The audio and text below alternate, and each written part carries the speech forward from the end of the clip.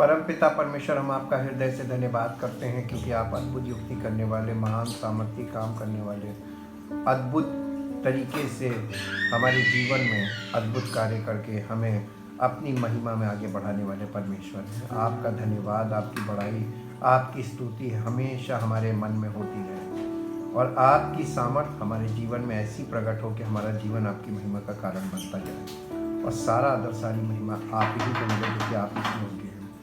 हम प्रभु आपका धन्यवाद करते हैं और आपसे विनती करते हैं कि आपके पवित्र आत्मा के द्वारा आपके वचन हमारे हृदय की गहराई में उतर जाए ताकि हमारा जीवन और हमारे सोचने का आधार बदल जाए और आपकी सामर्थ प्रकट हो और आपका नाम होना पाए। धन्यवाद के साथ इस प्रार्थना को प्रभु यीशु मसीह के पवित्र नाम से मांगते हैं, आमीन। जय मसीह की। हम परमेश्वर का धन्यवाद करते हैं एक नए विषय के लिए और धन्यवाद करते हैं कि हमें पवित्र आत्मा के द्वारा परमेश्वर अपने वचनों से फॉलो अप देने का काम करता है और इसी फॉलो अप में हम आगे बढ़ेंगे। और जिस प्रकार मसीह की आवाज़ मनुष्य की आत्मा में जाने से विश्वास पैदा हो जाता है, उसी प्रकार पवित्र आत्मा के अनुसार जीवन व्यतीत करने से मसीही पवित्र आत्मा के फल उत्पन्न होते हैं। इन फलों के द्वारा ही एक सच्चे मसीही की पहचान होती है। विश्वास के पैदा होने से विश्वास के परिपक्व होने तक अर्थात आत्मा के फल प्रकट होने तक का समय बहुत महत्वपूर्ण होता है।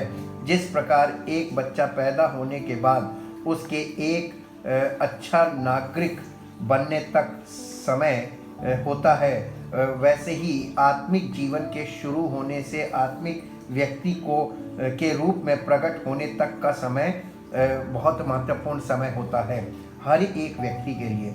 जैसे एक नया जन्मा बच्चा बिना माता पिता के असुरक्षित होता है और माता पिता के द्वारा ही उसका पालन पोषण होता है, लेकिन उस बच्चे की तथा माता पिता की सुरक्षा परमेश्वर के द्वारा ही संभव है।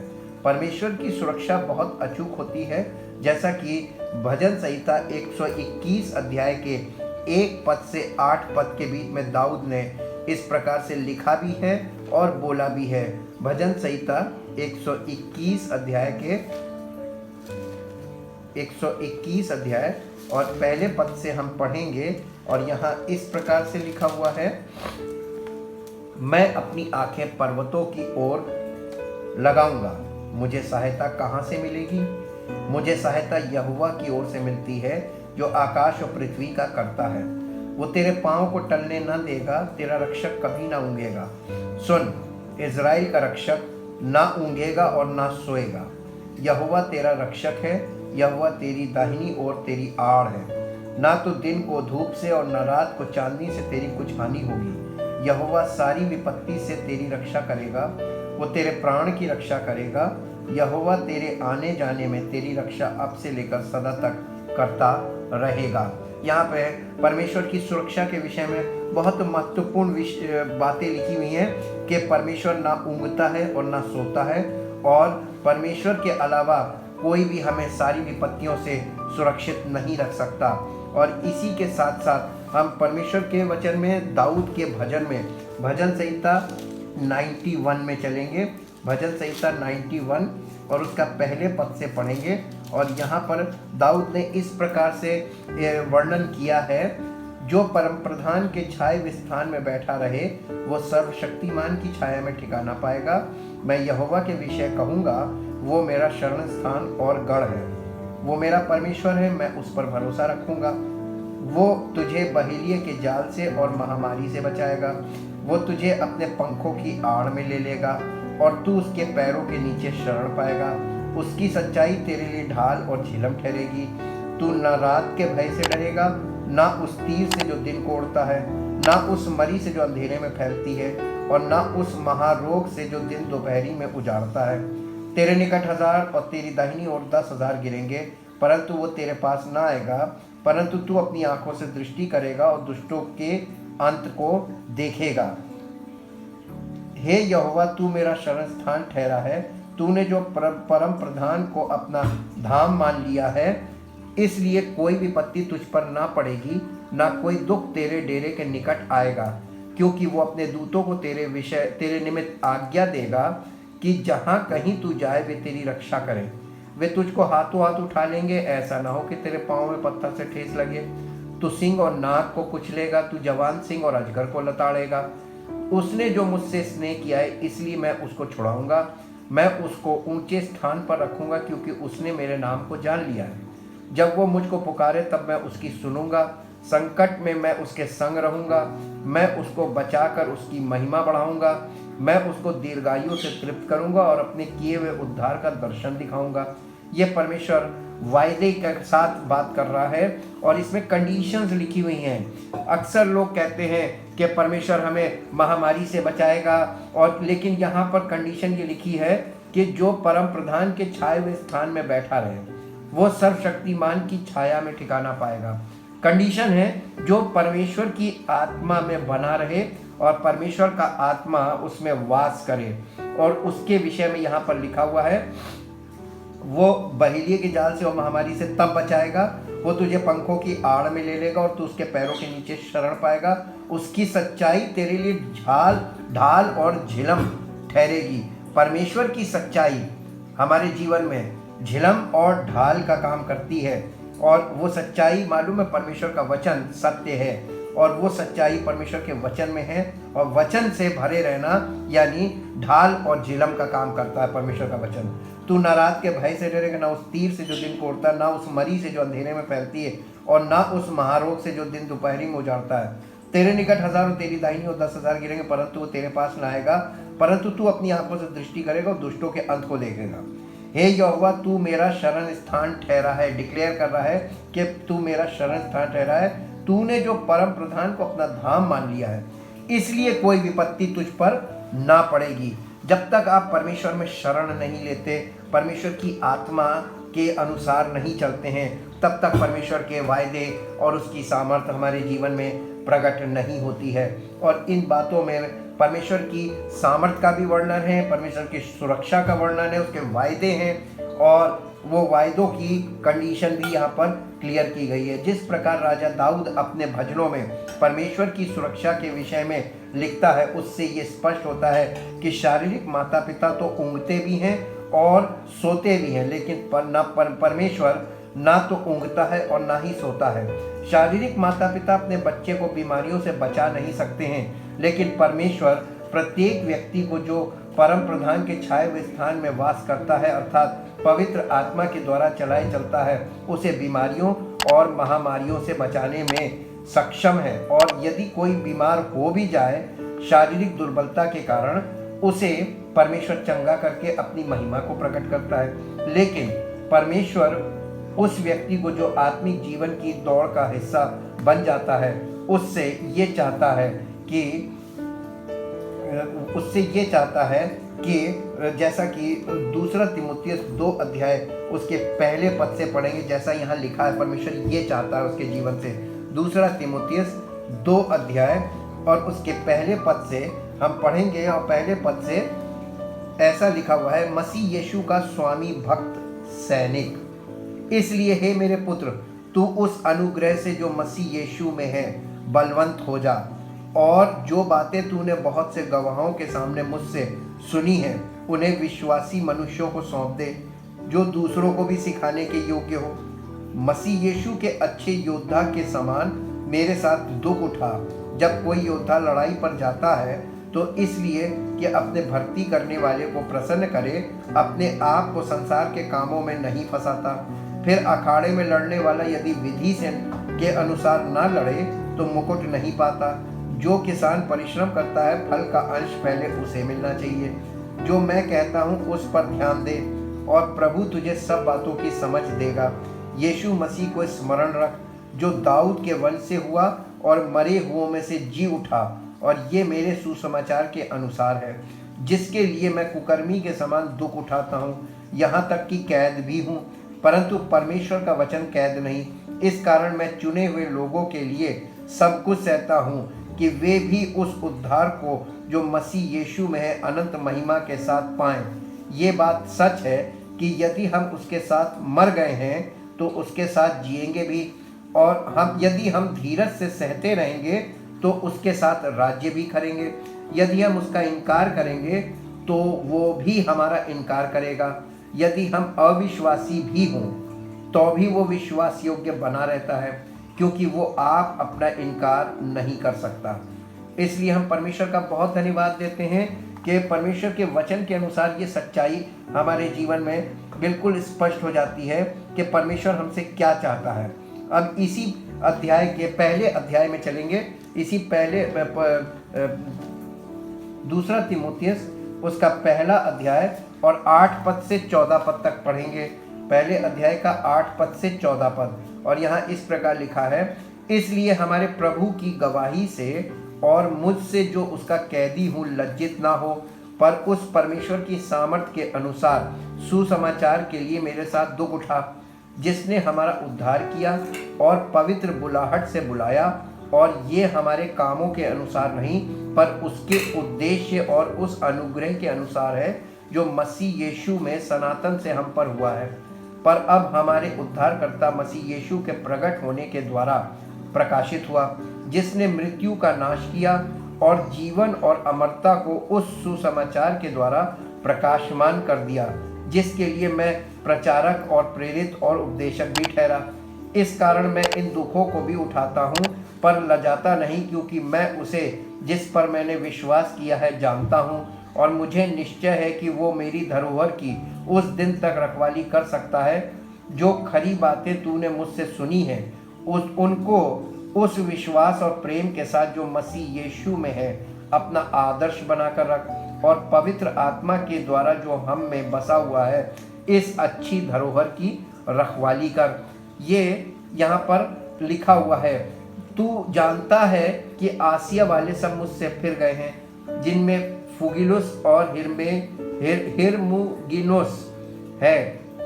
उनेसिफुरुस के घराने पर प्रभु दया करे, क्योंकि उसने बहुत बार मेरे जी को ठंडा किया और मेरी जंजीरों से लज्जित ना हुआ। पर जब वो रोम में आया तो बड़े यत्न से ढूंढ कर मुझसे भेंट की।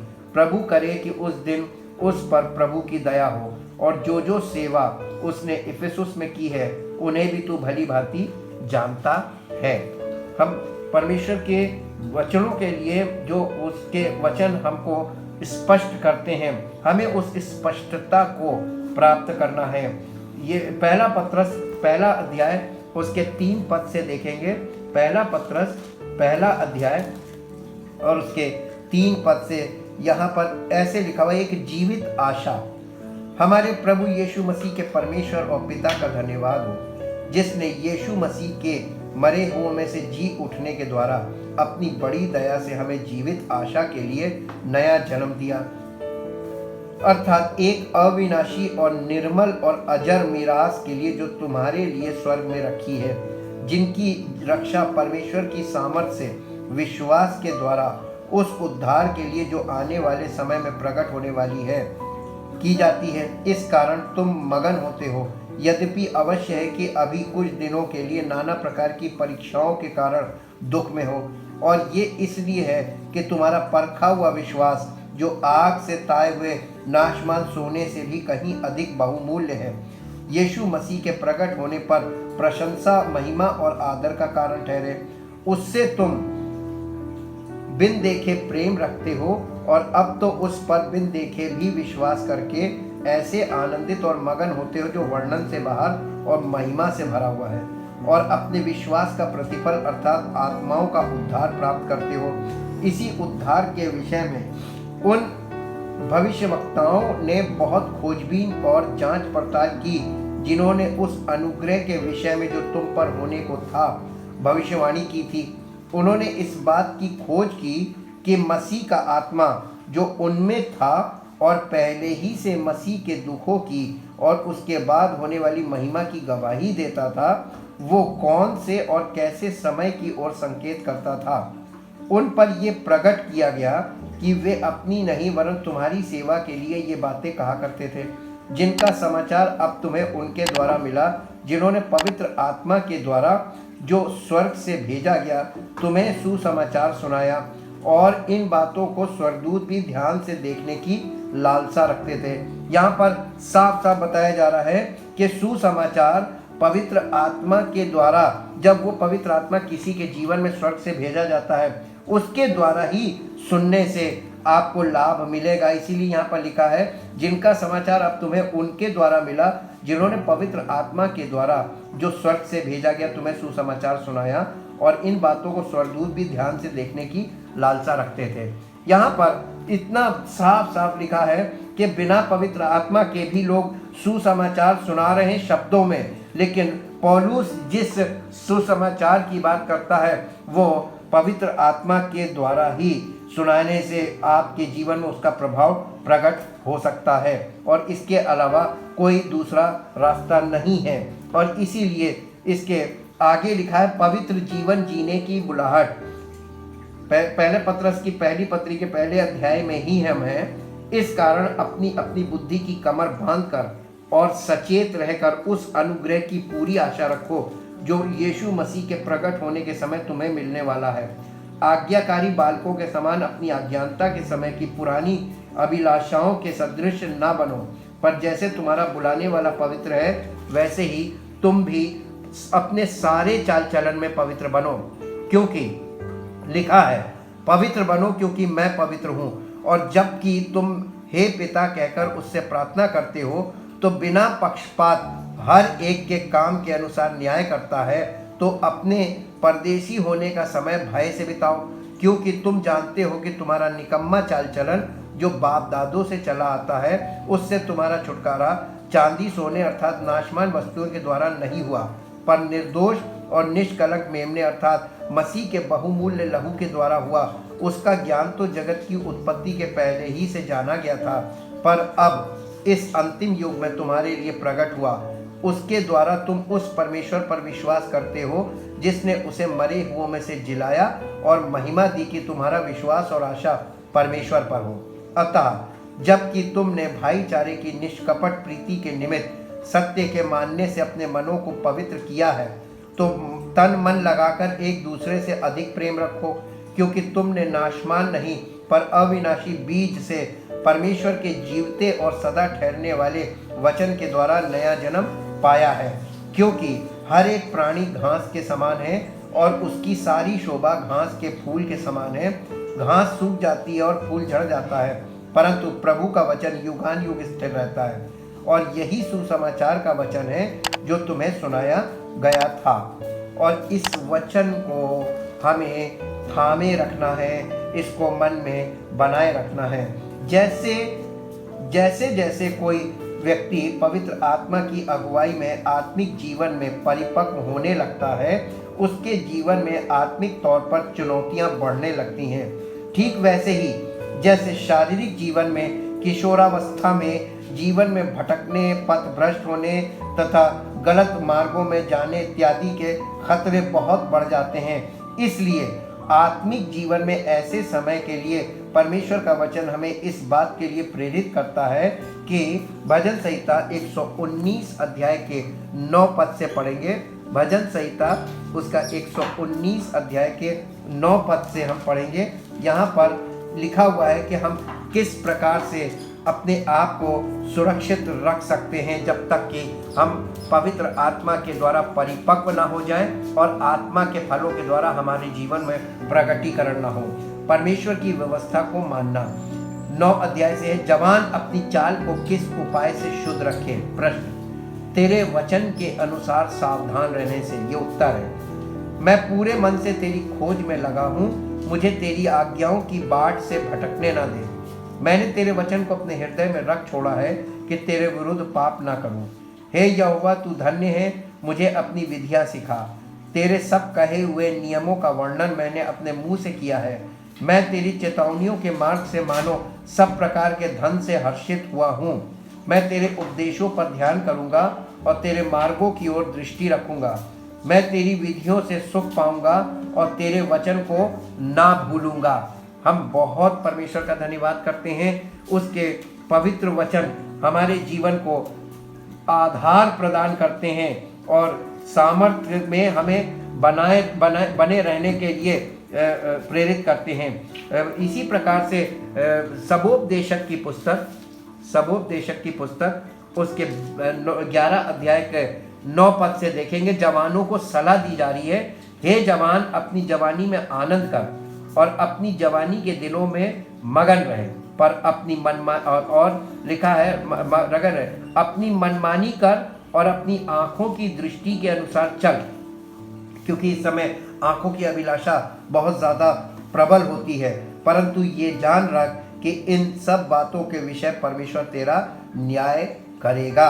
और इसीलिए 10वें पद में लिखा, अपने मन से खेद और अपनी देह से दुख दूर कर, क्योंकि लड़कपन और जवानी दोनों व्यर्थ हैं। और इसके बाद लिखा, अपनी जवानी के दिनों में अपने सृजनहार को स्मरण रख, इससे पहले कि विपत्ति के दिन आए और वे वर्ष आए जिनमें तू कहे कि मेरा मन इनमें नहीं लगता। यानी जब हमारे जीवन में विपत्ति के दिन आने लगते हैं और ऐसे साल आते हैं, ऐसे वर्ष आते हैं जब हम लोग कहने लगते हैं हमारा मन नहीं लग रहा, हम बहुत परेशान हैं, सब लोग मन में परेशान होने लगते हैं, उन दिनों के आने से पहले हमें परमेश्वर का वचन जवानी के समय में हम कैसे निश्चिंत रहते हैं, मनमानी करते हैं, आंखों की अभिलाषाओं के अनुसार चलते हैं, हमें सलाह दे रहा है। परमेश्वर का वचन हमारे जीवन में बहुत बड़ा सलाहकार बनता है, और अगर हम उसकी सलाह को ग्रहण करते हैं तभी पवित्र आत्मा हमारे जीवन में कार्य करता है। इफिसियों की पत्री में आएंगे और इफिसियों की पत्री में 6 अध्याय में, इफिसियों की पत्री 6 अध्याय और उसके 10 पद से पढ़ेंगे। इसलिए प्रभु में और उसकी शक्ति के प्रभाव में बलवंत बनो, प्रभु में बलवंत बनो और प्रभु की शक्ति के प्रभाव में बलवंत बनो। परमेश्वर के सारे हथियार बांध लो कि तुम शैतान की युक्तियों के सामने खड़े रह सको, क्योंकि हमारा ये मल्ल युद्ध लहू और मांस से नहीं परंतु प्रधानों से और अधिकारियों से और इस संसार के अंधकार के हाकिमों से और उस दुष्टता की आत्मिक सेनाओं से है जो आकाश में है। इसलिए परमेश्वर के सारे हथियार बांध लो कि तुम बुरे दिन में सामना कर सको और सब कुछ पूरा करके स्थिर रह सको। यहाँ पे हमें हथियार बांध लेने को कहा गया, हथियार धारण करने को कहा गया, लेकिन लड़ने को नहीं कहा गया है। तो हमें लड़ने की मानसिकता नहीं पैदा करनी चाहिए, सिर्फ धारण करना है। इसलिए सत्य से अपनी कमर कसकर और धार्मिकता की झिलम पहनकर और पांव में मेल के सुसमाचार की तैयारी के जूते पहनकर और इन सब के साथ विश्वास की ढाल लेकर स्थिर रहो, जिससे तुम उस दुष्ट के सब जलते हुए तीरों को बुझा सको और उद्धार का टोप और आत्मा की तलवार जो परमेश्वर का वचन है ले लो। हर समय और हर प्रकार से आत्मा में प्रार्थना और विनती करते रहो और इसीलिए जागते रहो कि सब पवित्र लोगों के लिए लगातार विनती किया करो। यहाँ पर वो उभार रहा है कि सब लोगों के लिए विनती किया करो और जागते रहो, सतर्क रहो, सजग रहो, सतर्क रहो। हम इन पदों को इंग्लिश एम्प्लीफाइड में ज़रूर देखेंगे ताकि हमें ये पता चले कि किस किस बात को, किस किस चीज़ के लिए यहाँ पर जो विशेषताएं लिखी हैं।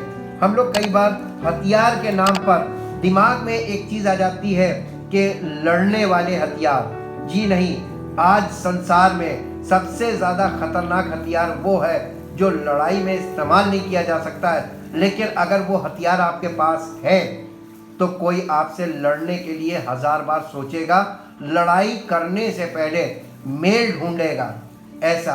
और परमाणु हथियार वही हथियार है जिसके पास है, उससे व्यक्ति लड़ने की गलती नहीं करेगा, लड़ने की सोचेगा भी नहीं, क्योंकि उसे मालूम है कि इसके पास किस प्रकार के हथियार हैं। और इसीलिए परमेश्वर भी हमें ऐसे हथियार देता है जिन्हें कभी इस्तेमाल करने की नौबत नहीं आएगी, क्योंकि परमेश्वर के हथियार हमारे जीवन में अगर हैं तो वो हथियार दुश्मन को कभी भी लड़ाई के लिए आगे बढ़ने नहीं देंगे, बल्कि दुश्मन को ये पता रहेगा कि इसके पास ये हथियार है तो वो आपसे लड़ने की सोचेगा ही नहीं।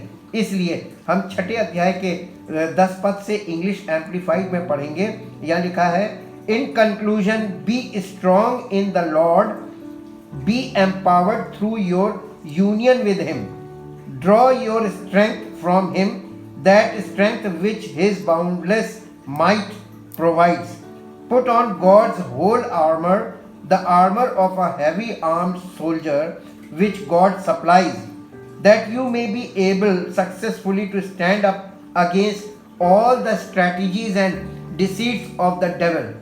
For we are not wrestling with flesh and blood, contending only with physical opponents, but against the despotism, against the powers, against the master spirits who are the world rulers of this present darkness, against the spirit forces of wickedness in the heavenly yani supernatural sphere. Therefore put on God's complete armor, that you may be able to resist and stand your ground on the evil day of danger, and having done all the crisis demands, to stand firmly in your place. Stand therefore, hold your ground, having tightened the belt of truth around your loins, and having put on the breastplate of integrity and of moral rectitude and right standing with God, and having shod your feet in preparation to face the enemy with the firm-footed stability, the promptness and the readiness produced by the good news of the gospel of peace.